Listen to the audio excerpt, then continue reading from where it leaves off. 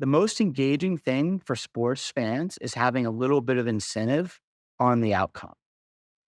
I think the recent stat said almost 50% of people under the age of 34 are only interested in watching a sport if they have a wager on this.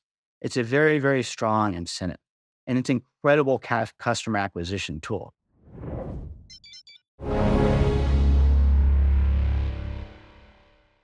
Welcome to this special edition of Adventures in Crypto with me, Tareq Nazlawy. I'm the president of a company called Science Magic Studios. We're a Web3 studio that uses emerging technology to create deep connections between brands and communities. As you will probably notice, and I'm starting to get in the habit of saying this now, I am not Raoul Pal. Raoul is a good friend and colleague. He's also a co-founder of SMS, which is how we got to know each other. And for the month of August, I have the privilege of running the show to take you on a very special tour about all things to do with brands and Web3, a topic which has been talked about a lot as one of the major drivers of adoption, where there's a lot of cultural currency to tap into and bring people in off the sidelines. But we also know it's not a cakewalk after seeing some very exciting moves in the last year or two as well. So our job this month is to get under the hood about the why and the what and the how of brands using Web3 to connect with consumers and fans. And with that, I have the great privilege of introducing our guest today, Bryan, founder of Karate Combat, a new mixed martial art format, which has been designed from the ground up with the idea of disrupting the format with putting fan engagement first. When I first found out about Karate Combat, or KC, I was absolutely fascinated about this as yet another example of how sports and entertainment is disrupting and what the role of Web3 could be in that. So welcome to the show, Robert. How are you doing? Good, good. Thank you for having me on. It's a pleasure. Well, thank you. It's a real pleasure. I very much enjoyed our last conversation where we were really kind of getting into the whys and wherefores of Karate Combat after finding out about it. And you have a very interesting story to tell. So I'm looking forward to sharing that with our audience. But before we start going into Karate Combat itself, tell us a little bit about you, Bryan, and how you ended up in the Web3 space one way or another, and take us as far back as you think is relevant. Yeah, well, as you know, today, Karate Combat started a new sport. We're the world's top striking league, and we're using crypto in a way that, I don't think anyone out there is doing anything close to this. So it's very interesting, but it's just very new. And how we got here was just, a very long roundabout story. So, my background started in TradFi, worked at Goldman, number of different hedge funds over a 10-year period in New York City. And after that, I was always interested in actually running a company. And I saw a pretty unique opportunity in cybersecurity. It essentially, to kind of give you a high level view in the medical device cybersecurity industry, there is very, very little in the way of cybersecurity. And two researchers came to me with this thesis. I ended up funding the company, running it as CEO. And that's a story in itself. But essentially, right now, the company does about 90% of the market for medical device implantable cybersecurity. So anyone with a pacemaker, anyone on a ventilator, we most likely did the cybersecurity for that device. So in any event, that was quite a journey in itself. And I was actually looking at taking some time off from that. I actually had to hire another CEO that the company was transitioning to. And actually, my wife always wanted to meet with her father about this interesting idea he had. And he's the nicest guy ever, but honestly, he has very limited English speaking. I unfortunately speak very limited Spanish. So, I was putting off for a bit. I didn't know what it possibly could be. And he basically came into my office and he had what I thought was a pretty crazy idea at the time, but it was simple. He said, look, karate is an Olympic sport, but the way they do it in the Olympics, it doesn't work at all for TV. But if you look at the sport of karate, it actually has a massive following. So for instance, in the United States, 2 to 4 million people do MMA, depending on how you count it up. But over 100 million people do Shotokan, which is just one type of karate worldwide. So it's a massive market. And the other thing is when you look at how the UFC has become successful, it's very interesting fighting. However, the fans don't like the grappling. And karate doesn't have grappling. And, if you look at a lot of the movies, a lot of what you see is karate. So it's one of the most fun to watch types of fighting out there, period.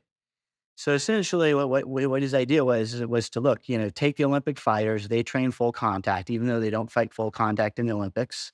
Have them fight full contact, and it'll be the most exciting mainstream combat sport out there. And absolutely no one's done it before. And I heard what he was saying. I said, "Man, this can't be a good idea. This sounds horrible. This is so simple. Like, of course, somebody's tried full contact karate before." And it turned out there was a few reasons why no one had done it before. But we saw a few ways around that, and honestly, it was And great. what are those? Because like I'm sure that like many of the people in the audience, like I didn't even realize that Olympic karate is not full contact. Like, what's the deal there? Well, to tell you how Olympic karate works, it's pretty ridiculous, frankly. Karate is a combat sport. So the way it works is it's touch only. But furthermore, if you accidentally hit the person too hard, which is extremely subjective and they're hurt, you lose a point. And if you hit them, way too hard, you're just disqualified. So nothing was a better example of that than the last Olympics when you had, a guy from Saudi Arabia, and by the way, he was the first Olympic medal winner ever in their country. And then he was in the gold medal match with an individual from Iran. And he hit the guy clean, perfect strike, knocked the guy out. Refs come up and they're like, "You lost the match, you're disqualified." And they're like carrying this other guy out. And then they like wake him up. And they're like, "You won the gold medal, good job." So that's sort of Olympic karate. And there's an organization called the WKF, and it essentially what these guys did is, they set up an organization. They did have a stranglehold on the Olympics, and they made the athletes pay to compete. I think that they didn't have the largest platform. When the athletes paid to compete, in these limited contact matches. But the big problem is they really prevented the athletes from participating in any other combat sports leagues. We weren't the first ones interested in these athletes. The UFC was after them, all sorts of people.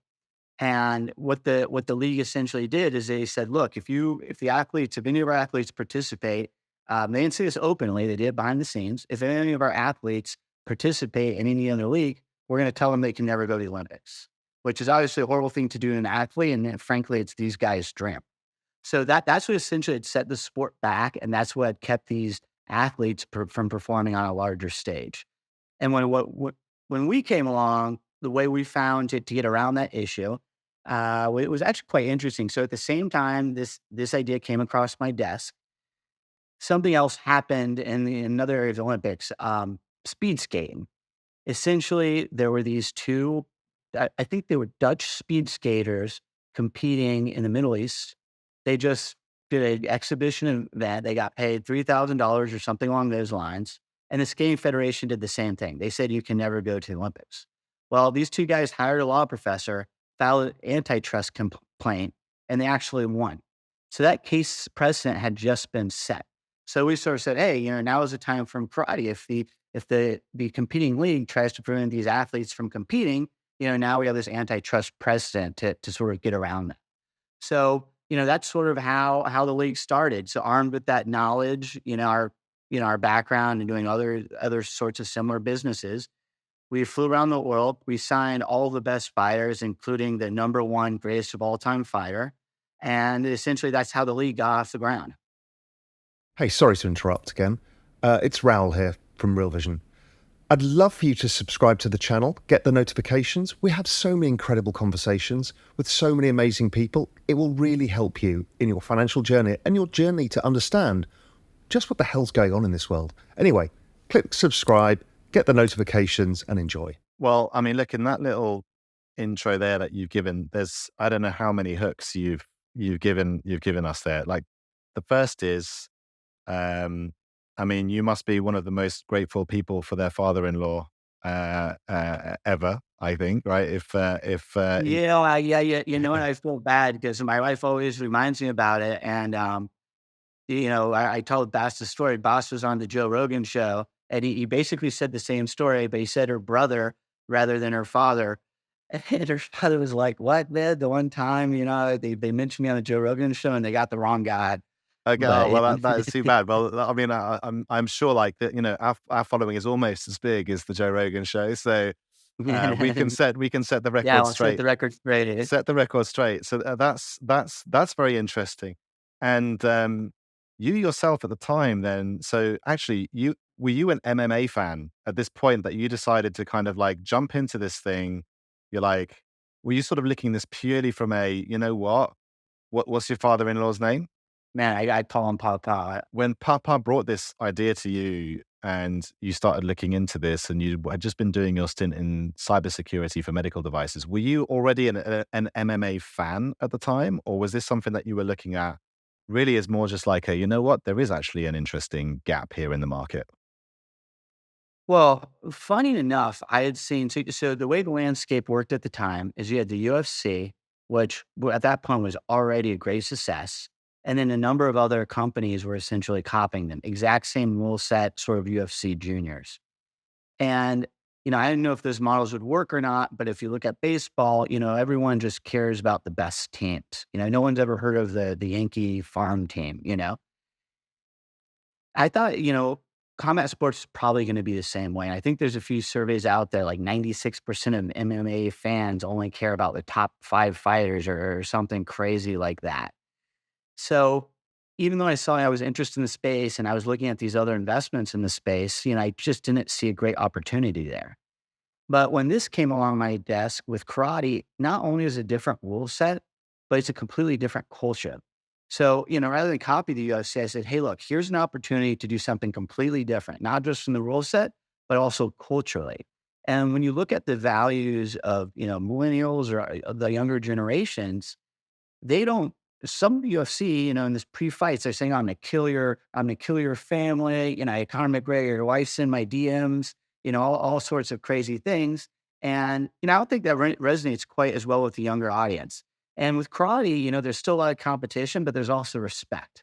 So I'd say our fighter confrontations are similar to F1. You still have this aggression there. They're not best friends, but they treat each other with respect. And they also have, very complex backgrounds. And MMA, you're training in gym. It's a lot of people from, California, Brazil, southern parts of Russia, very concentrated areas. Karate is pretty diverse from around the world. And a lot of these fighters teach children during their day. So they're very interesting. They have great backstories. There's just so many incredible stories there. So, all that together, I said, hey, look, combat sports is growing, and this is the perfect platform to be a more mainstream combat sport that resonates with a larger group of people. So there's a few things that you've already hinted at as well, like that this opportunity is really created by the fact that the largest franchises and all of the franchises that have replicated that model, the UFC model, same rule set, and it sounds like the big deal there was like there's a lot of viewership here, but the rule set is giving rise to fighting, which results in grappling, because grappling is basically what is grappling like basically the discipline which is gives you the best odds of winning in that rule set. Like if you want to win UFC, you got to be great grappling, and that means fights always end up on the ground. And is that kind of the is UFC getting boring for people? Is that the real issue? Yeah, I mean, look, I'm a UFC fan as well. They created the industry. I love what they do. Um, UFC was essentially all different types of fighting. What's going to be the most effective with that rule set. And by the way, a lot of it is advantage. For grappling. It is close to a real fight, but honestly, it's a very soft mat, right? There's a lot of things that are different from a real world fight. You're also in a small area confined by a fence. So all these things benefit grappling. They benefit certain things, and even the smallest thing, such as the way the fence is set up. People have changed their entire style to capitalize that. A lot of the grapplers that you see. So there's still a lot of interesting strikers in the UFC. Still incredible sport, but for me, my favorite part was the striking, and I think a lot of the new fans and new fans prefer it because it's easier to understand. And I think most of the older fans, even if you understand grappling, I do jujitsu myself. The striking is just more exciting, and it's more fun to watch. So that's why I think our rule set is exciting. But rather than just the grappling, we've made a number of other changes. So when you look at some of our highlights, it might look similar to MMA, but we made a number of other changes to the rule set with intention of making it more exciting. So when you actually watch a fight, it's completely different than MMA. And I think that's why we have a lot of the old school guys in MMA. We didn't expect this. We were going after a new audience. But when we started year one, we were on Fight Pass. Yeah, I think we're the highest rated show other than the actual UFC. And all the comments were like, "Hey, this is exciting again. This reminds me of the original UFC." So, we're really happy with the rule set. We think it really showcases the parts our athletes are the best at, and fans have loved it. I mean, that's I think important to get to is like the actual format of the sport itself is the core part of the proposition, right? We're going to talk a little bit about the Web3 element, but it's not really mixed martial arts. Then I think I probably actually just misquoted that. It's actually just karate. Like it's a karate format. It's karate fighters, and it's full contact striking, and that's the the real kind of the core of what's different to this about what you can have in a different UFC So yeah, experience so here. so so so quick interjection there. So we call it karate combat. Our core base of initial fighters, essentially most of them came from Olympic karate. However, any type of stand-up striking is welcome in our league as long as it follows the basic rule set. And we've definitely leveraged on the brand name of karate. That's definitely the biggest part of what we do. And the funniest thing about that is, it's incredible brand, period. You look at it, it's the top what are the top TV shows out there? You've got Dragon Ball Z. I think Cobra Kai was the biggest TV show in the world, the past 2 to 3 years, right? Karate is excellent from branding, but then you come up to the corporate side and investors hate it. They're like, what is this terrible idea? We're investing in a karate company. It sounds like a kid thing, right?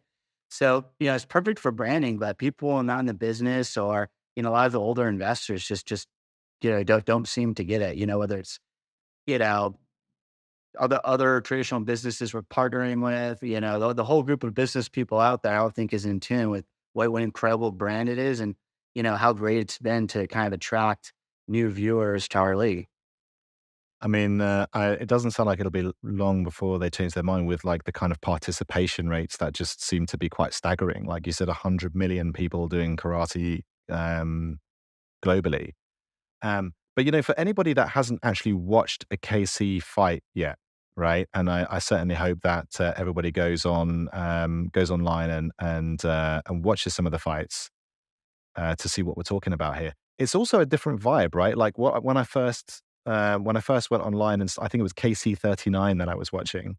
The actual kind of arena itself is also aesthetically quite different. Tell people a little bit like, what they might expect to see and why you guys decided to, bring a really strong digital angle into the aesthetic.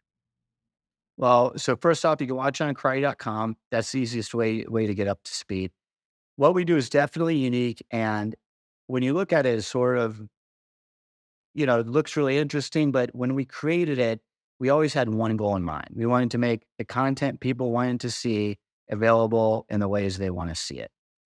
And we had this sport that's been around for hundreds of years, one of the oldest sports out there, right? I mean, hey, cavemen were fighting, right? Um, we had that platform, but we're able to change all the rule set because we changed from Olympic karate. So, I explained how we made the rule set more exciting. We also made the venue completely different. And what we did is we actually ended up focus grouping a lot of people when we came up with this. And we didn't want the traditional stadium. So we did all sorts of crazy stuff. Back then we had like a boxing ring. We like put a boxing ring, on top of the World Trade Center and sort of mocked it up and said, hey, look, this isn't a stadium. We got people watching. This is cool, right?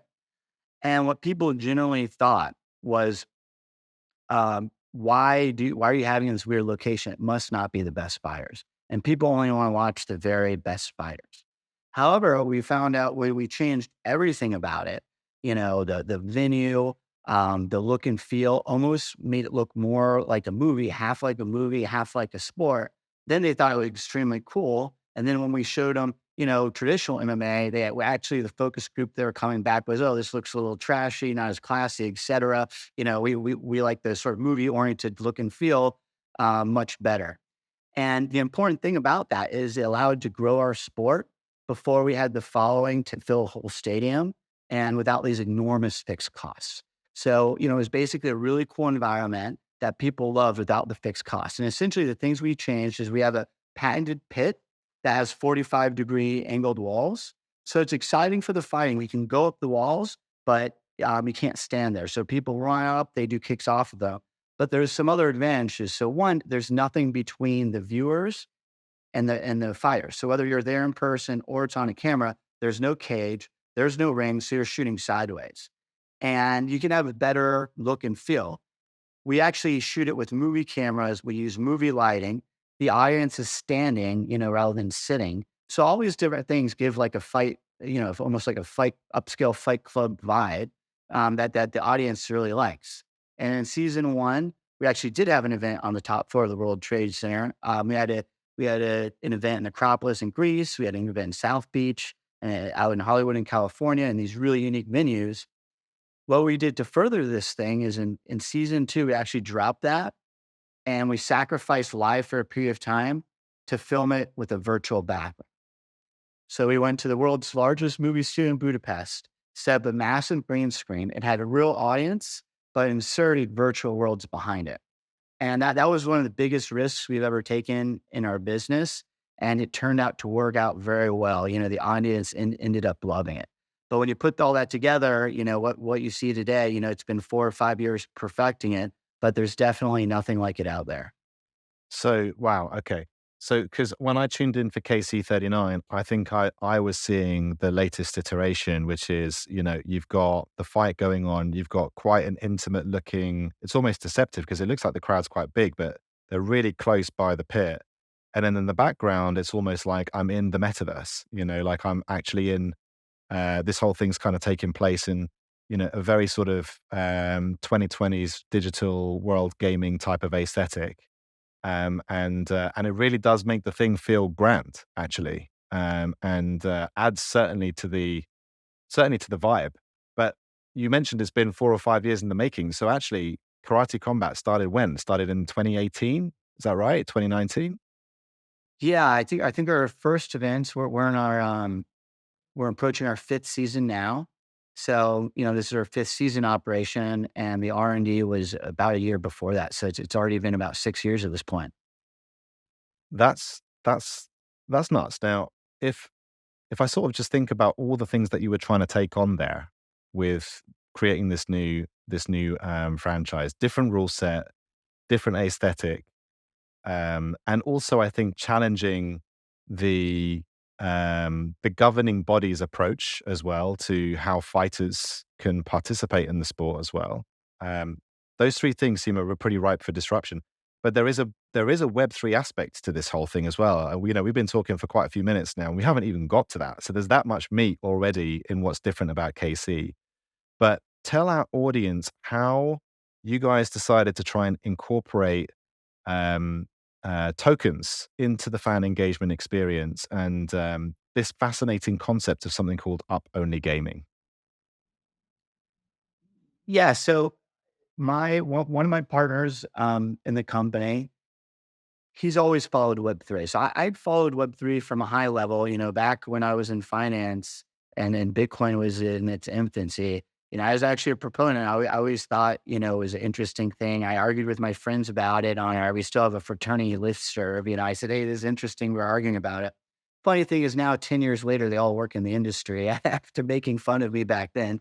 But I didn't really have a unique Web3 knowledge. I was running these other two companies. I didn't have the time to follow all these new projects. But my partner had invested in a number of Web3 businesses. He had founded one already. And so essentially this was his idea. But the core killer application is pretty simple. What we did first is we took, the league assets were actually purchased by an offshore foundation company, sort of a typical DAO setup, if you can imagine. So, there's a token that's directed by, trustees, essentially at the will. Sorry, the foundation is directed, by trustees based on the will of the token holders, more or less, similar to other DAOs. The one thing that we did that was interesting is we went all the way. So there's no hidden equity. I don't own any other equity. It's literally just the token out there, period. That's the only sort of, that's the only thing related to the league and its governance that's external. But that being said, that wasn't enough to take a business that was going, really well and sort of change its path. The idea that we like is simple, so I'll go through how it works. So say you're a karate combat fan.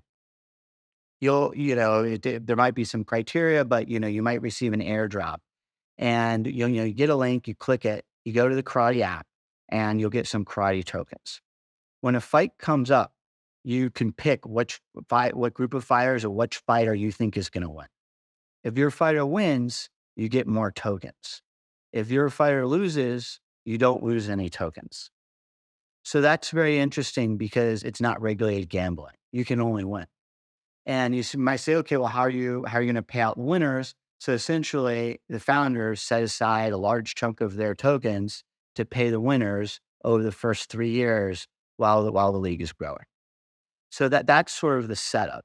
And at first, it sounds like, okay, this is an interesting concept. You guys are doing a lot of new things here. How does it come together? But that's actually extremely important. So the most engaging thing for sports fans is having a little bit of incentive on the outcome. I think the recent stat said almost 50% of people under the age of 34 are only interested in watching a sport if they have a wager on this. It's a very, very strong incentive. And it's an incredible customer acquisition tool. DraftKings essentially created a $10 billion company because they found a loophole in the game laws that it was a game of skill and not luck. What we're doing just isn't even gambling at all because you don't stand to lose anything, period. But it has that same incentive. So if you imagine someone who's a dentist or something like that, and he might be kind of interested in our league, you'd have to show him so many viral clips of a fighter like Conor McGregor to have him interested enough to essentially watch a fight. Whereas, if you give him, $30 of tokens and the guy's going to make $10 if his fighter wins, all the research says he'll drop what he's doing and he'll not only watch the fight, but usually they'll research it and they'll become involved. And the advantage is once you acquire that customer, sports is some of the stickiest model in the world. You don't have to change anything. The more they watch the fighters, the more involved they get on their own. So once the fan has that initial moment where they're watching their fighter win or lose, they usually continue to follow that fighter. So once we sort of get the fan interested, it's all downhill from there. And we think this is a perfect customer acquisition tool, and it's only possible with Web3. So, God, I don't even know where to start there. I think we're gonna go backwards, right? Because we talk on this show in this month. We're really talking about what the role of Web3 is with brands and why brands are investing. And there's two big things you talked about. You talked about almost like the killer application of the token being an acquisition because of the unique nature of the sport thing. Let's go there for a second. But I want to come back to the fact that KC is owned by a DAO, and what's that like, right? Like for sure. So to take the first part first, you can win, but you can't lose. Okay, so great. So the first thing is, right, what's the catch? And the catch really is, well, the founders have set aside tokens literally as a way to fund that stickiness of the actual engagement model. And from a fan perspective, the more you engage, the more you can earn because you can't lose. So there's no reason not to watch. There's no reason not to bet. Bet being kind of this thing, right? To back one of those fighters. And that's a conversation starter, right? Now you've got like a sticky group of your viewers who are probably going to be like, talking about that's how you build your evangelists around the franchise and how you build that stickiness. Is that something that you think, has wider application beyond specifically sport? Do you see that kind of mechanism as something which other brands and other sectors could be using? Or you think this is something which is uniquely linked to that stat that 50% of people might only be watching games which they have a wager on, which is quite mind blowing, to be honest. Well, I'd have to think about it a little bit more broadly. In our case, we loved it because I think it's great for sports in general, but very good for combat sports. It's a simple rule set, and it's something where the fans can have a lot of say. If you're asking fans to do something complicated, like draft a baseball team or something like that, I think it gets complicated very quickly. Combat sports are simple, mono versus mono, who's going to win. It's a very simple thing to vote on. Our fans vote on who's going to win, but they also vote on who's going to fight who. and also who we're going to recruit. It's very simple things And that who we're going to fans, recruit. yeah, Interesting. yeah. Yeah. It's very simple things that fans care a lot about. So combat sports, I think, work particularly well for this versus more complicated team sports. So, we're really happy about a specific application. But I think that, in all of sports, I think owning, not obviously it's not owning, it's different than that. But, having real say in a sports team is one of the most sort of engaging things out there. The Green Bay Packers, I don't even know if the stock actually owns the league, but man, everyone's so proud about their Green Bay Packers stock certificate. I think it's such, an important concept, throughout sports. And Web3 allows you to take it a step further, allowing you to do the airdrops and get people involved essentially for free. So I think it works well for sports. I don't know about our exact application outside sports. I'm sure there's some tweaks to it that could have it work well. And outside of the up-only gaming, we're using sort of our token a number of other ways that we think are unique and drive value as well that aren't really related to that concept. So, for instance, in combat sports, there's you know, this huge debate out there. The leagues are making a lot of money. Are the fighters making enough? But at the same time, if you look at a lot of these other leagues, where fighter pay is 50%, the league doesn't really make any money. UFC is the other extreme. You got fighter pay. I think it's below 20%. And obviously they have some of the highest margins out there. So you sort of have, how are you going to make these work? What we do with the token is that so there's a pool of tokens that fans are basically, picking different fights. If you're a fighter and, a lot of fans, pick your fight because they're interested in it, that's the size of the token pool. Maybe all the fans just want to bet on, fight number 5 because that fighter walked out in the weigh-in in a duck costume or something like that, right? So maybe that fight has a much larger token pool. The way we incentivize the fighters is we give them a percentage of the total tokens that fans have picked for their fight. So it encourages them to promote their own fight. So you have an immediate feedback loop there, right? And in the UFC, they have, whatever it is, 30, 40 fighters on a card. Usually only the top 1 or 2 fights are incentivized, by pay-per-view. And it's really hard to track, what value you're actually adding. Here it's perfect. They can watch real time how engaged the fans are in their fight, and they're directly benefited from it. And all of our fighters have tokens as well. So we're essentially all incentivized together. And it's a great way to encourage the fighters to do the right thing and at the end of the day benefit from it. So actually, you, the DAO, the fighters, the fans, all holding the KC token is extremely central to the idea of like, the more we all engage in this thing, the more the whole kind of franchise will benefit from that. And of course, the up only aspect of this is kind of a certain level of irresistibility, that they're taking out the downside there. Is this driving demand for the token? Like as a fan, I'm guessing that like if I want to participate, either I got to get, airdropped some token or whatever, which means you need to have a wallet address, presumably, for these fans, or they got to go somewhere and get the token in order for them to participate, right? So let's just say I just heard about this. I'm like, I'd love to when's the next KC card? I wanna tune in and watch the stream. How do I get me some KC token? What does that look like for fans right now? Well, the easiest way is to download the app. It's pretty easy to get involved that way. We give the fans some tokens um, when they start using the app day one. If you want to purchase, we don't sell any of the tokens. We just give them away. We're using it more as a fan engagement tool, honestly. I know externally, fans can go to exchanges to purchase tokens separately. It depends on your jurisdiction. There's a host of rules around it, but I think there's a number of the top exchanges I saw out there that do list the token. So if I download the app and you give me some token for just getting started, but I know nothing about crypto, have you set up like a custodial wallet for me so I can participate in the thing? Or do I need to turn up with my own? E e e Non-custodial wallet. exactly. So, Yeah.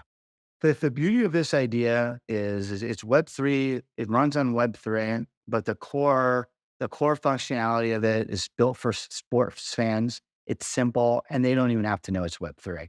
So it's one of the easiest apps out there. You download the app. We do have to give you a seed phrase because we are creating a wallet for you, but it's very simple. I think it's like 3 clicks. Apple makes it extremely easy. We actually have our Android app is launching in the next couple of weeks as well. It creates a wallet for you, but you don't even see the wallet. All you see is boom. Okay, you have whatever it is, 88 karate tokens. And then you see a list of the fights coming up. Usually it's just the next fight. And you can click it. You see all the fighters. And then you can go in there, you pick the winning fighter. You can just click and, allocate your tokens. And when the fighter wins, or loses, you see if you win additional tokens. And then we have another simple area where you can vote on different initiatives within the league. So for instance, who's fighting for the title. And once again, that's very simple. It's just a picture. Here's what we're voting on. Click the way you're going to vote. And then it just has, so that is sort of enough right there to accomplish what we want, have the fans engaged. It's a simple concept, but it works very well. We have a number of other things that we're rolling out. And then obviously there's the basic stuff that we have to give people where they can, basic wallet functionality. It's just sort of send, receive tokens, things along those lines. So as far as like most of the fans that are watching Karate Combat right now, like that, they will just not have a clue that we're on Web3 rails right now, right? Like, is that Yeah, fair to say? other than it says karate tokens, and you're going to win tokens. Other than that, no, you don't have to be Web3 sophisticated whatsoever. But I'm guessing that like there's probably a bunch of people that would be like, oh, I've just, in the last 3 cards, I've managed to treble my KC token stuff. Like, is there a market for this token? Like, can I go cash it out somewhere? Because I'm guessing if you can't, and we'll come to the regulatory bit in a minute, but if you're not the seller or trader or whatever the tokens, you're not the market for the tokens. Have you seen people ask you and your team questions like, "Hey, how do I sell my KC token?" Is that a question which comes up? Yeah, I mean, once again, the app makes it pretty simple. If you're doing well and you have a whole bunch of tokens, yeah, I think fans are pretty adept of their own on figuring out, what their different options are to do with them if they want to, go and find someone else to buy. Usually they're it's pretty easy for them to figure out how to do it. But our app, from our end, we make it pretty easy for them to transfer their tokens wherever they want to. It's their tokens. It's up for them to do whatever they want with them. So we make it easy for them to transfer it to any other wallet. And from there, it's like any other cryptocurrency. Well, I mean, one of the big things that like is a discussion in this space, no matter which brand or to be honest, or company or use case that we talk about, is basically the idea that this challenge that people have around scaling experiences because for people turning up who understand the idea of having custody of digital assets and having a wallet, and I've got the things I can trade them on a marketplace over here, I can interact with an experience over here. That's still the very much the minority of people. And you've got a sports franchise here, and you have an acquisition model with the KC token, where a bunch of people will be coming in who have got no idea about that, but the thing has a financial value. So one of the things which I think is a really interesting question is do you think that there's people that are through fans of martial arts are starting to get to know what it means to have tokens and transfer them into another wallet? Like, who's all using the things? Or is it actually that KC is maybe even attracting people who are familiar with crypto? So this is actually pretty interesting. So sitting back from a high level, our goal with all of this was just to grow the fan base, right? And bring more people into the league in a fun, exciting way. And we thought it was perfect for that. But when we step back and we think about it, obviously we have a number of other partners that are, that we partner with. They're wondering, what percentage of our fan base is already involved in cryptocurrency. And when you think about the types of people out there, the people who invest in cryptocurrency, invest in, meme stocks, and honestly are interested in combat sports and even more so wagering on combat sports, that Venn diagram is like three circles on top of each other. It's like basically the exact same people. So in our heads, we're like, oh, all these people, are similar to ourselves. Um, Probably a lot of them have wallets, right? To us, Web3 is so big. But surprisingly out there, I'm not, I'm a traditional guy now getting into Web3. You probably know the stats better than I do, but it's still a surprisingly small number of people that have wallets, even in our space where we have like the perfect demographic for it, period, right? So, we have noticed that, even our fans, I would say most of them are not super crypto savvy. Now that we're doing this, we've actually quickly gotten a large portion of Web3 community interest in us. So when we announced what we're doing, we had a huge number of sort of Web3 enthusiasts now come and become interested in the league. Obviously, those guys are experts, but the martial arts only fans, I would say the vast majority of them didn't have a wallet, but the concept is so simple. They understand it pretty quickly, right? They're like, well, you're saying you're going to give me tokens. And if I pick the guy that wins, I'm going to get more tokens, right? People love free stuff. So, they figure out pretty quick and we made the wallet simple. So you'd be surprised how excited they are to jump on board. And we talk about on our broadcast, and even our commentators, are pretty interested in it. At first they said, oh, what's this token thing? They found we were pushing it. And then, afterwards they hear about it, they come back and they say, hey, this is awesome. Like, how do I get more tokens is a question that people always ask me. Right. So, I think people are learning pretty quickly and we keep the core aspect of it very simple. So I think people are coming around and they can actually figure out pretty easily, even with no Web3 knowledge. Well, I mean, I think it's very interesting to hear that because I think that's one of the hypotheses that gave rise to us even having this show in the first place is are things that people love, brands, intellectual properties, art and media and these things, are they actually a force for people starting to use this stuff? And it feels like that you especially that it's built into the kind of acquisition model for KC that this is very much an experiment to watch, isn't it? And for the audience, when you tune in and you watch one of the fights, there is no ambiguity that there's a token involved, right? It is absolutely like plastered all over the screen, and the commentators are saying, don't forget to to back your fighter or what have you. I forget how they kind of introduce that, but the KC token is very integral to the experience of watching it. So you cannot miss it. Yeah, that's for sure. Most people are very happy about it. There are a lot of hardcore fight fans that they already know that we have the token. So I don't think that some of them don't want to hear more of it. So that was some of the only negative feedback we actually did get. Some of the fight fans are like, "Man, this is such a cool promotion," but they're like, "You keep telling us about the token. We already know about it." And then like the first comment was like, "Yeah, we heard it was started by these crazy Web3 bros." And I was like, "Well, it's certainly not me. Maybe my partner, but yeah, we keep talking about it just so all the new people understand it, and it brings a lot of new people to the league. But it is so simple. I guess some of the OG Karate Combat fans are like, "Man, we already know how this works. Come on, it's easy." It wasn't from the beginning then, right? Like the token was something which you guys decided to introduce sometime down the line, is that right? Or was it there Yeah, from the so, start? I go now that we're involved, I go to all these Web3 conferences, and, it seems like we stand apart. Most of the Web3 projects out there, basically the core of it is just Web3. If it's a game, the biggest draw by far is it's Web3, right? You never see a game out there like Fortnite that's ridiculously popular and go say, hey, we're going to become totally a Web3 project, right? If someone did something like that, it would probably be insanely valuable, right? What we did was we had a traditional sports league. We were already in operations for 3 years. We were actually just becoming EBITDA positive, which is a huge mark in our business.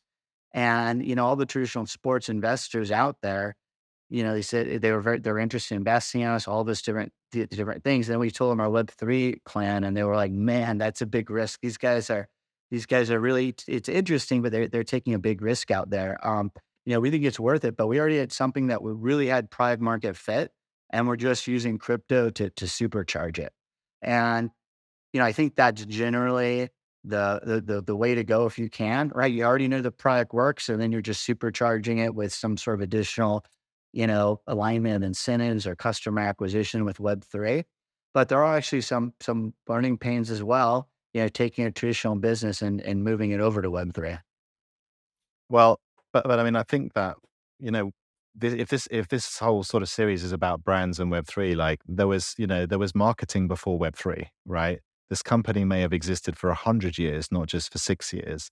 So the idea that you're using the technology, this emerging technology, to just amplify what you already know is working and grow the sport or grow the franchise because through this up only gaming mechanic, there's now an incentive for me to go get the app and sort of play. That's not rocket science either, right? This is what actual regulated betting sites do, right? You create an account and you get your first whatever $10 or $50 of betting or whatever, like free, knowing that that's just basically the price of acquisition, and you're all doing the same thing, but it's up only. So you're really just you had something solid to build on. And for most other people out there in brands, I think that's really important to remember. You're not addressing necessarily a Web3 native audience. You're addressing karate fans or people who are fans of MMA fighting and making that experience better. That's actually something that sometimes I think we'd all do well to remember, that don't get obsessed with the technology, make the experience better. And it feels like, you guys took a swing on it, but that's what it was really the motivation behind that. I want to come back to what you said before, though, which is, um, you kind of almost glossed over it that KC is basically owned by the foundation, like by a DAO, right? And so there isn't any equity around. It's really just the value of the token.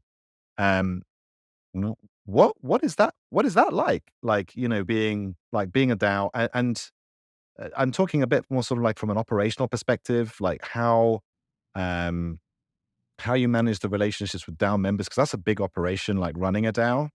As you know, if you speak to any DAO operator or DAO member, it's quite an operation to do that. And how does decision making work for the company in that respect? And what was that like compared to more traditional your experience you've had? It's definitely been interesting, but the good thing is looking at from a very high level, this can be hard with a lot of traditional companies, but sports are among the best suited. If you think about the NFL, it's a whole bunch of owners running around. I mean, that's almost similar to a DAO right there. You got all of these crazy billionaires spread across the United States just voting separately on what's going to happen, right? So, as sports actually are using a very similar structure to begin with. The other thing is, the sport's almost like a protocol. The rules don't change very often, right? And you're just sort of feeding different inputs in. This guy's fighting this guy, and every once in a while, maybe there's a small change to the way it works, right? So sports are uniquely set up to it. The small changes that you do have to do, just a lot of the understanding out there. That's where it can be tricky, right? Combat sports guys are some of the funnest people out there. Everyone's into exercise, things like that. But well, we're not huge fans of change, right? So take someone who's a marketing guy. I think we had someone who worked with us, great guy, but he's like, does this mean, Rob, I'm gonna have to listen to these crazy guys in Discord about who's gonna sponsor us? Like, this is gonna be insanity, right? And they're all so concerned about it. They're like, am I gonna be like listening to all of these crazy guys out there, like who are gonna recruit? Like, what if they have the best guy fight the worst guy in the league? Obviously, that wouldn't happen because there's a fighting commission. But people were a little bit scared at first, but we have a great team. They're all open minded, as they're now they love it. That same guy, we were looking for sponsorships in a category, and he was like blasting it on Discord. He was like, "Hey, does anyone know like XYZ sponsors in this category?" And he actually got a few intros. So, it's been a learning curve. At first they were really funny about it. We had to have these company wide calls, go through it a few times. I think people were a little scared to ask. And it is, if you know nothing about Web3, and then the company that you work for is just going 100% all the way, right? We give them all tokens, but no one has stock anymore. Like that's a shocker right there to these people, right? So yeah, it's a lot of change, it's a lot of learning, but even they know that Web3 is the way a lot of things are going. So they know we're kind of at the cutting edge. So they were excited about that, and now that they've learned about it, everyone's super happy. There's small pushback here and there, like okay, maybe the the social platform, instead of just fighting posts, now, you do have to have some Web3 stuff in there, right? So, every once in a while, one of our poor fight guys gets some complicated like Web3 question he has to respond to, right? So, it's still not 100% positives, but overall, I think I think every single person is really happy about the transition, especially when they see the way it's turned out. Has anything surprised you? So this is a question I ask actually everybody who we've done one of these special episodes with. Because also having direct interaction with the community is not easy, right? It's kind of always on, which is it's definitely a bit of an adjustment. For like you go from having a job to having like a community who's like they don't care what time it is and they don't care if you're in the office and they there's an immediacy expectation with that when you make an investment in having direct interaction with your community like that, then it's got to also feel like there's something that you get back from that. And almost everybody that we've had on the show has unanimously said that something happened or they learned something which surprised them from their community. Have you got any examples of like, you mentioned one, like actually, we may even got a couple of intros to sponsors we wanted to speak to. Have there been any other examples of where you'd say, you know what, if we hadn't had direct interaction with our KC community, then we would never have done X or we would have never have changed Y. Is there anything that you get from having that always on interaction? We've had tons of things. I mean, my favorite was quite simple. We were in the Discord once, and someone got this was really early on. They got a KC tattoo on their neck, right? We're like, "Fly that guy out." 1 week later, he was sitting front row, right? So there's simple things like that. But we have had a lot of people in the community, particularly on the fight recruitment side. There are a number of different styles of fighting around the world. Fighters are from all over the world. We've had a number of the community members identify, a number of talented fighters, and we've actually brought, a lot of them on to where they're spending, the majority of their time on fighter recruitment for KC. So, we've actually had a number of people, that were just doing completely other jobs that are now, just working full time, to sort of move the brand forward. So I think that's been a big change. And now when there's another role that's needed, our first go-to place is our community, and it's really helped us gain some very talented individuals. And I don't think we would have hired or not obviously it's not hired. I don't think we would working with a number of those guys if they weren't sort of community members first.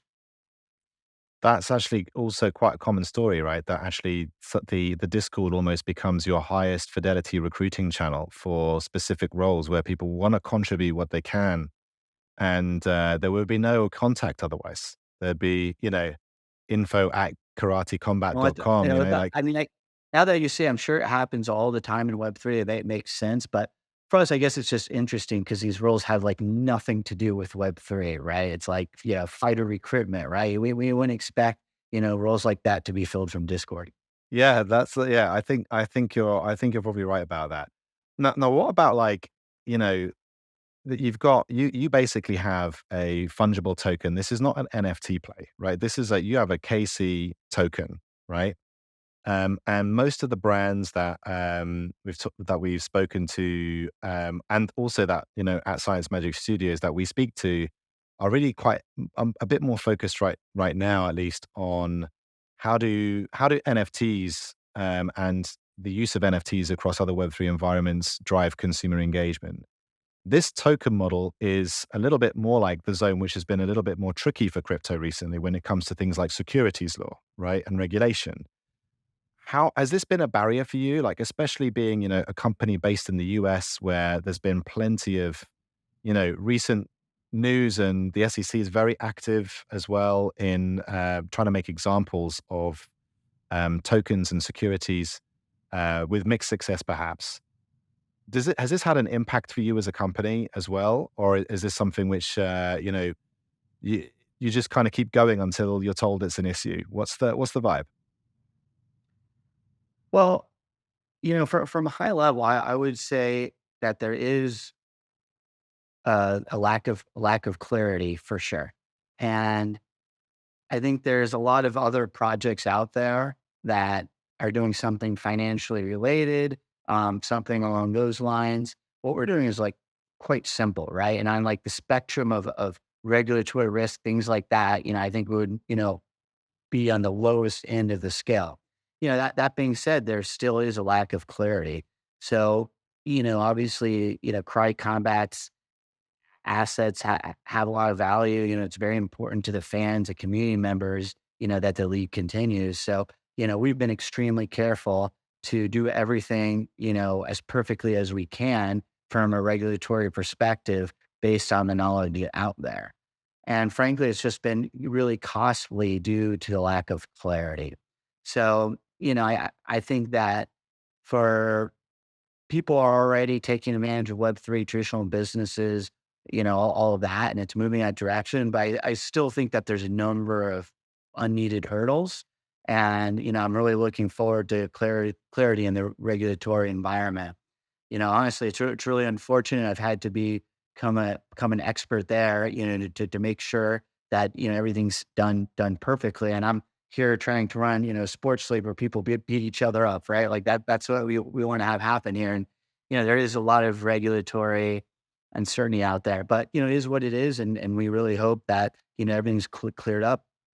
I mean, you said it's being costly. Do you mean literally just in paying for lawyers, or is there some other aspect? Like, is it inhibiting your growth in some fashion? Is it about where the token can be listed and limiting demand for the token? Like how is that Yeah, impacting? it's a number of different things. Obviously, we can, certain things, only work in certain geographies, right? That's one of the limits. And yeah, there's a number of different things out there. Different hoops that you have to jump through. We sort of jump through all these different hoops. In case they matter down the road, they might matter. They might not. Just there's not a good framework out there for us to know what to do. So you just have to go above and beyond and sort of be absolutely as careful as possible. And yeah, the legal fees for that do add up. Management's time for that does add up. And, there are some things that we have to restrict or be very careful about as a result. Well, I think probably many of the people watching here will be on the same page where, the appetite for clarity is obviously very, very high, and hopefully it won't just take a series of lawsuits to develop that. And yeah, we'll see, because like the use of the token as an acquisition tool here is actually something which feels like it's got real legs on and much wider applications than just combat sports actually. Um, let's let's switch gears a little bit, right? We talked a lot about Casey, a journey where like the product itself, the experience itself, the fight itself is different, right? Rules format, the aesthetics of it, how you're treating and recruiting fighters there. The Web3 aspect came a little bit down the line as a way to really just amplify that, grow the fan base, make that experience sticky, more engaged, the more you earn. And I for one, am extremely excited to see how this all unfolds. Because nowadays, the question of like, how would you start a franchise in 2023? Or how would you start a brand in 2023 when basically what the world is doing right now is juicing all the existing IPs for every cent that they're possibly worth? The big get bigger, right? So this experiment is fascinating to watch. Here's my question. Do you think, or even perhaps do you know of, like other areas in this intersection between sports and entertainment where we might expect more disruption, perhaps, right? Like think about the sports formats that have been existing for decades and decades, like tennis, like cricket's been quite good actually at starting to adopt new formats. The Kings League for soccer in Spain, and you've got all sorts of stuff going on with golf. Do you think we're just going to see more and more of this stuff? And do you is your expectation that you guys will be the front runners on Web3 for a while, or you think people might start following your lead? Yeah, well, there's a few different things out there. So you have just this weird area of disruption of sports in general. So I think for the longest time, you had baseball basketball, hockey, football in the United States, right? Before we even talk about the new sports out there, um, out of nowhere, you have something that's been around forever, like F1 now becoming, a huge sport in the United States, right? So I think the traditional sports landscape is moving around. You see a number of sort of challenger sports out there, you know, be beanbag, paddleball, drone league, things like that. I think that there'll be, a number of winners and losers there. I think similar to F1 growing in the United States being kind of an up and coming sport that's still been around for a decent amount of time. I think combat sports is sort of there as well. That's across combat sports. What we're doing, the UFC. I mean, even something like boxing, right? Arguably some of the most famous influencers in the world, it's kind of becoming their go-to sport out there. And I think you're seeing a large amount of disruption among sports. And I think that, a lot of people are using new technologies, Web3 or otherwise, to try to gain an edge in that. You've seen fan-controlled football and a number of other things. So I think there's going to be winners and losers. We'll see who has the right mix and model to make things work. We like where we're situated, but I think, there's a lot of things going on. And I think that there's going to be a limited number of people that kind of come out of this on top, to be honest. People only have so much time, and sports are a highly fixed cost intensive business, and you really need a big global fan base in order to make them work. So I've got two questions left for you. Um, One of them is like, okay, so you guys have placed quite a significant bet on Web3 then, in terms of not just like the acquisition and engagement side of it, but also just the governance of the company. If there's one thing that you're like a bit like I would say worried about, but that might actually sort of be something you really need to learn to figure out if this is going to be successful in the long run for the mechanics you've chosen for KC. What would you say that is? Sorry, do you mean like some understanding on the Web3 side that's kind of key to the success on the traditional side? Yeah, well, maybe I'll just phrase it a bit more simply. Um, is there anything that concerns you maybe about the bet that you've placed, right? When you place a Okay, hypothesis. okay, yeah, Yeah, I yeah, understand what you're saying. yeah. I mean, there's definitely a different set of risks. I mean, not that I'm concerned about or unconcerned about, just something that's markedly different. I mean, frankly, if you look at the need for our need for capital potentially. You have the traditional sports market where, you have VCP investors. Obviously, if we're Web3, the ups and downs of that market can be significantly different from sports funding. Could be worse, could be better. I'm a Web3 proponent, so I want to get on that train. I think that there'll actually be, more liquidity for something like what we're doing in the long run. But that's different, and that's always a risk, right? Another live projects out there are highly dependent on, on the price of Bitcoin, on the price of Ethereum. A lot of the revenues are highly correlated to that. We're a bit different. Whether or not an energy drink wants to sponsor us based on our viewership is a lot less correlated to cryp- crypto prices than most of the Web3 projects out there. But that being said, it could still, affect our access to capital, right? If we wake up tomorrow and somehow Ethereum magically blows up, right? Obviously something like that will never happen, but some other similar project can negatively impact us, even though our core business, isn't as related to the price of these securities. So, that's obviously a new risk. And, there's some other things, that we're always careful of. There could always be some crazy regulatory decision, something along those lines. So, there's concerns out there, but that's the case with any new space. And, we'd happily accept those risks for the benefits. And, as things clear up, I think a lot of these things will actually end up being clarified in a positive manner and just hopefully end up being a tailwind for us. Well, as you said, it's not like you didn't have evidence that there's demand for your product with or without the Web3 element. So in essence, like there's kind of a flaw, no pun intended, of a value associated with that. Because if people find that entertaining, that's That's the basics right there. Yep, yep.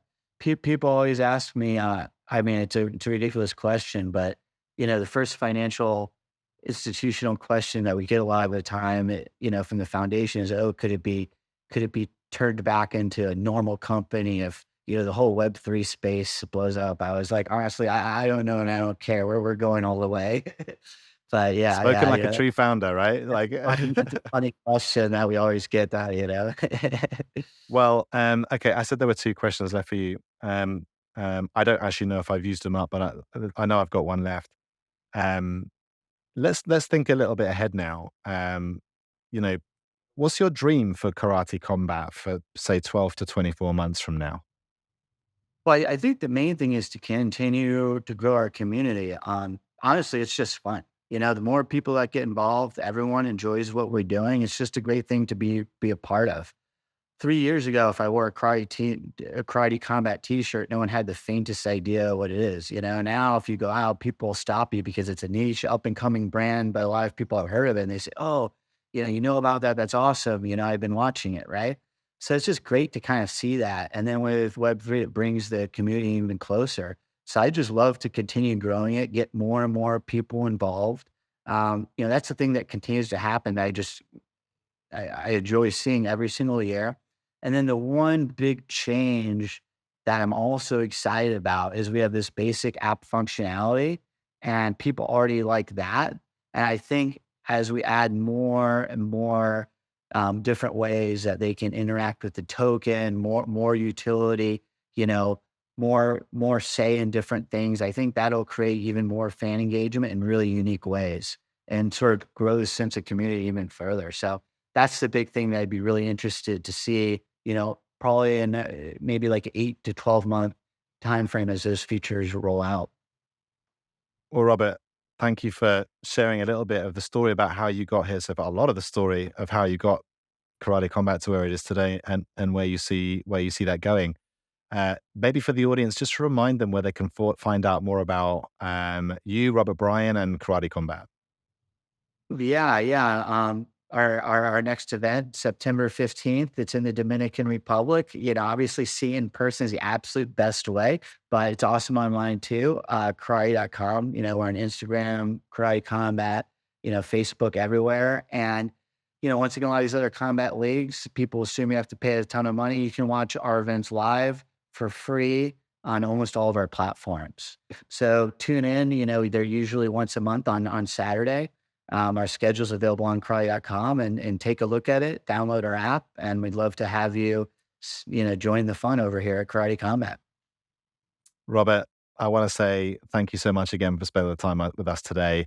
I'm almost sure that the people watching here will agree that karate combat is one to watch. Not maybe just for the fights, but also just to see how this whole business model, using the power of Web3 for fan engagement, is all going to play out. And I can certainly tell you that me and a lot of others are rooting for you, and we'll be paying some really close attention and picking up some tokens. So thank you once again very much for joining us today. Great. Appreciate you having me on.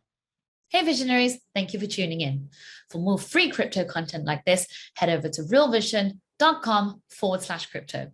You'll get early access to the most brilliant minds in the space to cut through the noise, get in-depth analysis, and get you ahead of the curve with unbiased insights.